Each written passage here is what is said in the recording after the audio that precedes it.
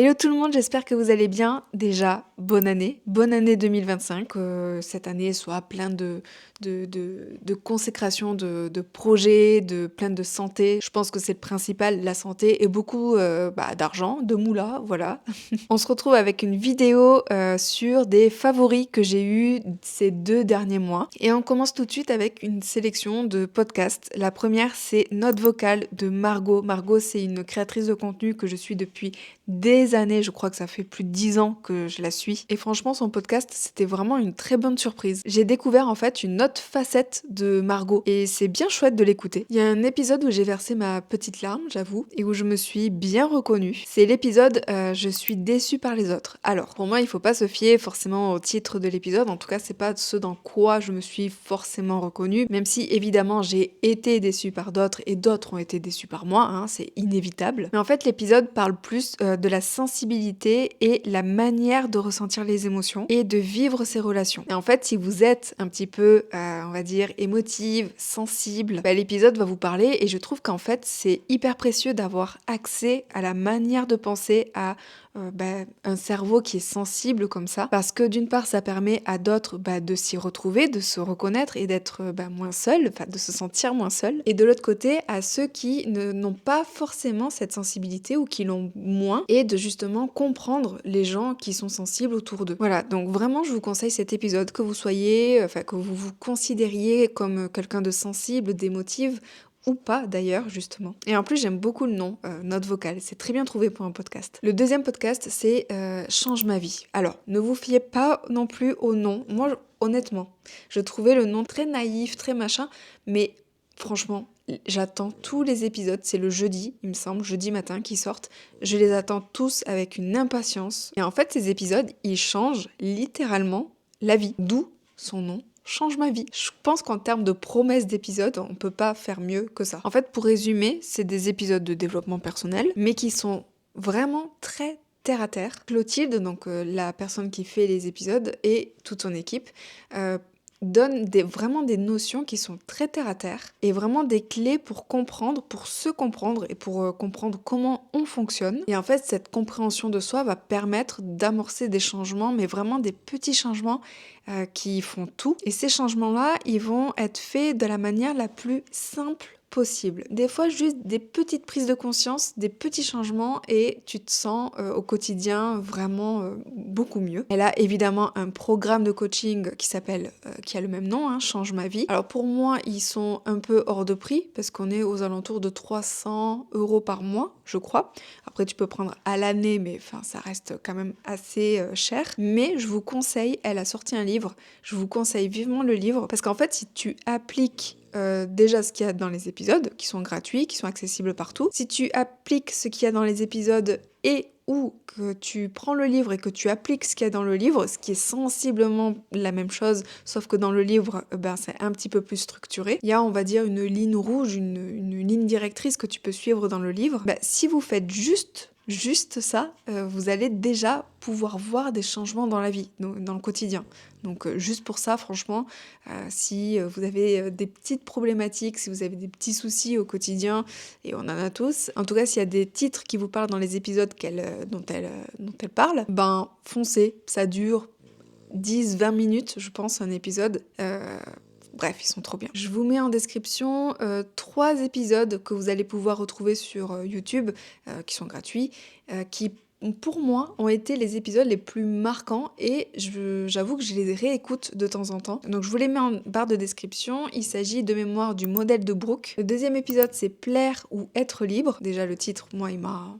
Voilà quoi. Et le troisième épisode, c'est comment réguler son système nerveux. C'est un épisode qui a été hyper instructif pour moi parce que je pense que mon système nerveux, à moi, il est toujours coincé au stade où chaque personne que je croise et chaque situation un peu compliquée, c'est comme s'il y avait un lion qui m'attaquait, tu vois. Donc on en est là.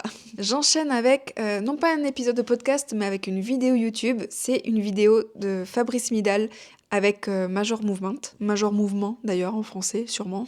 C'est une vidéo hyper intéressante que j'ai vue récemment. La vidéo elle s'appelle Les 8 piliers pour rester jeune et il raconte notamment comment l'état d'esprit joue beaucoup sur tout en fait. Merci pour l'info Elodie. Non mais en même temps c'est vrai et c'est que en fait le mouvement, rester en mouvement, c'est primordial. Même avec les problèmes quels qu'ils soient dans la vie, il parle aussi évidemment de l'importance de faire du sport, de se muscler, d'avoir une routine ne serait-ce que de mobilité. Comment faire pour dépasser les douleurs? Est-ce que c'est vraiment des douleurs ou est-ce que c'est dans la tête? Pour le coup. Et à ce propos, une fois qu'on a vu la vidéo avec mon copain, on est allé à la salle de sport et on s'est dit ok, tout est dans la tête. Parce qu'en fait, moi, j'avais tendance à prendre beaucoup moins de poids sur les machines. Je pensais pas que j'étais capable de plus. Donc je prenais, on va dire, tu sais, pour les abdos, quand tu fais comme ça, je prenais 10 kilos et en fait, je me suis dit attends, mais si mon cerveau il me joue des tours, si mon cerveau il me bride, vas-y, fais voir 15 kilos. Et là, normal, 20 kilos. Et je suis montée comme ça jusqu'à 47 kilos, je crois. Donc, et là, je me suis dit, ah ouais, bah après, faut savoir doser, hein, faut écouter son corps. Mais je me suis vraiment dit, ah ouais, mais vraiment, le cerveau, il me bride, quoi. Bref, je vous recommande la vidéo très très très chaudement parce qu'en fait, ça sort un petit peu de sa zone de confort et de la manière dont on peut penser au quotidien. Et si t'as pas quelqu'un ou quelque chose d'extérieur ou que tu vas pas chercher aussi ce quelque chose, bah des fois, tu restes un petit peu dans ta routine et ça fait du bien aussi d'entendre qu'il y a d'autres choses qui sont possibles et que peut-être que ton cerveau il te joue des tours. On passe à la section livres parce que j'en ai lu je crois 3, je sais plus combien j'ai noté, 1, 2, 3, 4, 4, 5. Alors, je suis allée chercher les livres, il y en a beaucoup mais je vais pas tout vous présenter.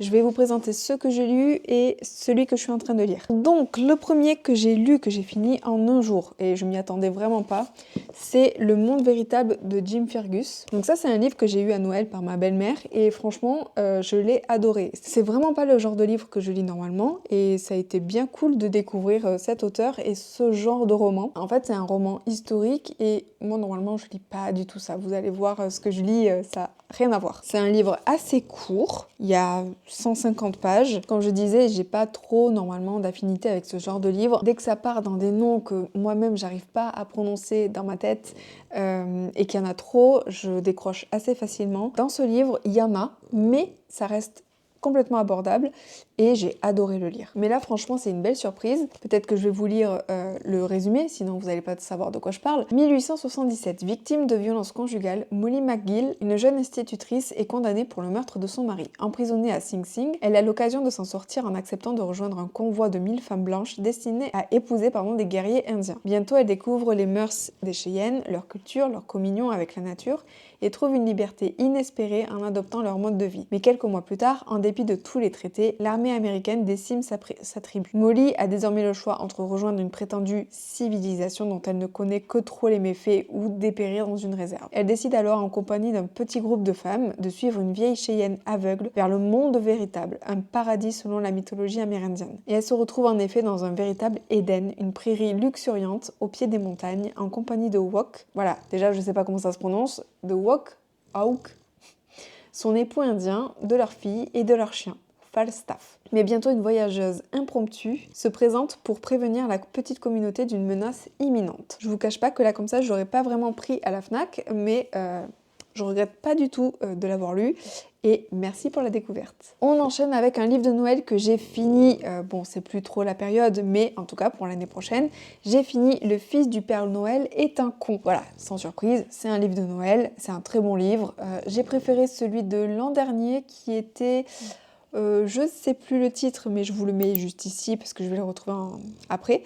J'ai préféré celui-là, mais il est vraiment très très bien. Je l'ai lu voilà, tout le mois de novembre, début décembre, à petite gorgée comme ça avant d'aller dormir. Voilà, c'est pas prise de tête, c'est rigolo, c'est sympa.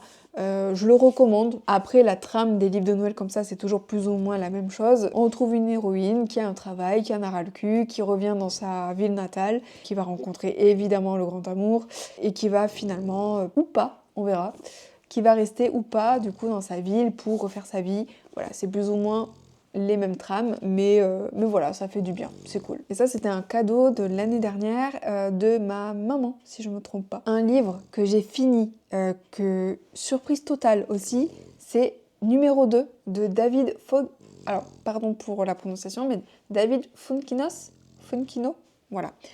Numéro 2, Ce livre, c'est vraiment une pépite. Et en plus, j'ai vu qu'il était adapté au théâtre. Ça se passe à Paris.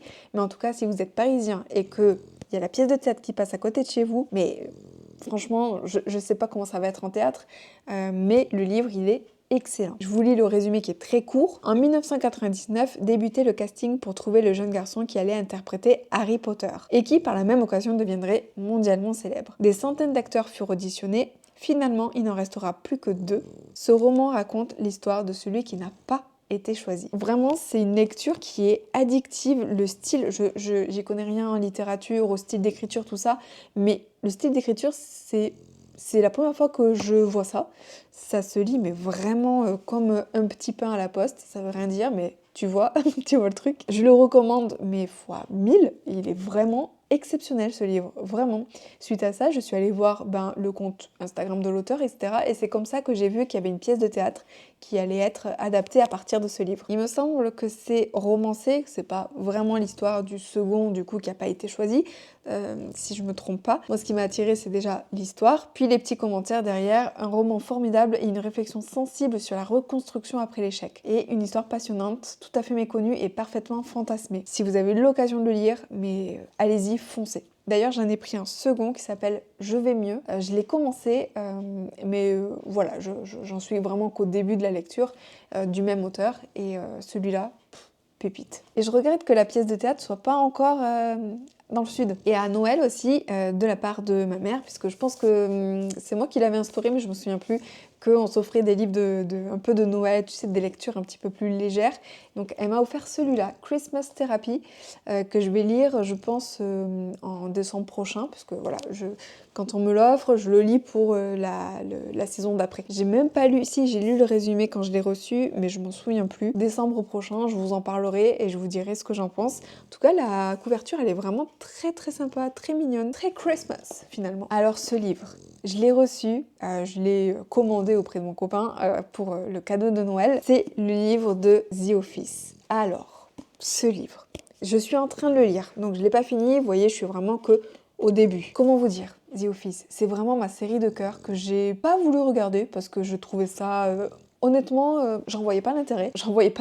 Mais aujourd'hui, je me suis refait la saison 2 ou 3 fois. Et en fait, je suis tellement attachée à tous les personnages que quand j'ai vu qu'il sortait un livre sur des interviews, c'est notamment Kevin Malone dans la série, qui s'appelle Brian Baumgartner, c'est lui là, c'est le comptable, qu'il a réuni les réalisateurs et quelques acteurs, si ce n'est tous, j'ai pas tout lu encore une fois, de la série pour raconter les débuts de la série et comment ça s'est déroulé et comment elle a failli ne jamais voir le jour. Cette série a failli ne jamais voir le jour. Je sais pas si vous vous rendez compte, hein. Donc ce livre, je trouve qu'il est passionnant. Moi, j'adore voir les backstage, j'adore voir comment une idée a pris forme et puis comment elle s'est concrétisée, comment un succès phénoménal a pu voir le jour et aujourd'hui sur Netflix, alors qu'avant personne ne voulait produire la version en tout cas américaine de cette série, puisqu'à la base elle est anglaise la série, elle n'est pas américaine. Donc ils ont fait une adaptation de la série anglaise pour le public américain. Tu vois, normalement, Michael Scott, qu'on connaît tous, la version anglaise, c'est lui, tu vois. Bref, je suis en train de lire ça. Je vous en ferai peut-être une vidéo si ça vous dit, où je noterai un petit peu toutes les anecdotes qui, moi, m'ont marqué. Et je suis en train aussi de relire ce livre-là. On le voit pas puisque le titre est à l'envers, je pense, mais c'est Nervague de Ludovic Leroux, qui est un livre hyper intéressant. Donc il explique comment fonctionne le système nerveux, comment il se régule et comment le réguler, comment agir dessus, notamment via la respiration. Concernant les séries Netflix, je vais en parler plus en détail dans la vidéo de vendredi qui sort normalement. Là je vais juste vous dire un petit peu ce que j'ai vu ces derniers temps. Il y en a 3. Je crois, il y en a 4, dont une qui est vraiment que je suis en train de regarder, que je suis en train de finir, qu'on est en train de binge-watcher, mais genre vénère. La première série, c'est La Brea. C'est sympa si on aime les séries du type Lost. C'est une série que je recommanderais pas forcément, même si franchement je l'ai fini donc ça va, hein, c'est pas si pire. Mais je trouve que c'est un peu du vu et revu, tu vois, le scénario comme ça. Même s'il y a des petites subtilités, des petites originalités dans le scénario. Voilà, elle se laisse voir, c'est sympa. Franchement, il y a des petits moments un peu what the fuck dans le scénario, mais ça va. Et les acteurs, je les ai pas trouvés forcément si top que ça. Ça donne pas trop envie de la voir, même si je vous dis, je les regarde en entière. La deuxième série, c'est La Palma. Alors moi, j'aime bien les scénarios un petit peu catastrophes comme ça, qui sont assez proches de la réalité, et je crois même qu'il y a des images d'archives à l'intérieur. Après, je les regarde quand je suis dans un bon mood. Par exemple, dans la période Covid, c'était impossible pour moi de regarder des séries catastrophes, apocalyptiques, les séries de zombies, etc. Enfin, c'était hors de question, j'y arrivais pas. Les épisodes, ils sont un peu longs, c'est visuellement très beau à regarder. Il y a une belle colorimétrie dans la série. Je trouve que les acteurs sont très très bons. Et pour vous dire un petit truc, c'est que les épisodes étaient tellement longs et on n'en voyait pas le bout qu'à un moment donné, on a arrêté de la regarder. Et on a arrêté juste avant l'épisode où il se passe tout. Tu vois, donc vraiment, après, il y a des amis, un couple d'amis qui nous ont dit qu'il fallait regarder parce que c'est là où on avait arrêté, c'est vraiment, après il se passe tout. Donc on l'a re-regardé, enfin on a continué à la regarder et effectivement, après il y a tout qui s'était déroulé, il y a tout qui s'est, enfin le scénario, là aussi les scénarios, franchement, des fois tu te dis, voilà, un peu what the fuck, hein, tu sais, c'est vraiment le truc où tu te dis, non mais pourquoi tu t'en vas? Pourquoi tu fais ça? Mais t'as envie de les étrangler, quoi, les acteurs. Sinon, à part ça, je la recommande, cette série, parce que, elle est très bien, elle est très belle. Et le scénario aussi, il est très bien, même si, comme j'ai dit, il y a des petites couacs. Enfin, j'ai trouvé qu'il y avait des petits couacs quitter Elodie pour dire qu'il y a des couacs dans les scénarios. Non mais des fois, voilà, t'as envie de dire mais arrête, qu'est-ce que tu fais là? J'ai dit tout à l'heure qu'il y avait une série que j'ai binge-watchée, mais en fait il y en a deux et cette série elle en fait partie, et c'est Meurtre Zen. Cette série, je l'ai regardée pendant les vacances et je l'ai binge-watchée en une après-midi. Voilà, je pense qu'il y a 4 ou 5 épisodes, ça dure, enfin le tout dure 4 heures, donc voilà, j'ai passé mon après-midi, mon samedi après-midi sur Netflix avec cette série. C'est une série allemande qui est vraiment très sympa à regarder, qui est très humoristique, c'est très second degré, donc franchement vraiment très légère. Pas si légère que ça, très très sympa à regarder. Et la série qu'on est en train de binge-watcher, mais genre sévère, et on se dit avec mon copain, mais comment ça se fait qu'on l'ait pas vu avant? Et en plus, le pire, c'est qu'on l'a vraiment, mais là pour le coup, on a pris Netflix, on a mis cette série vraiment au hasard. On a fait, vas-y, c'est quoi le Top France?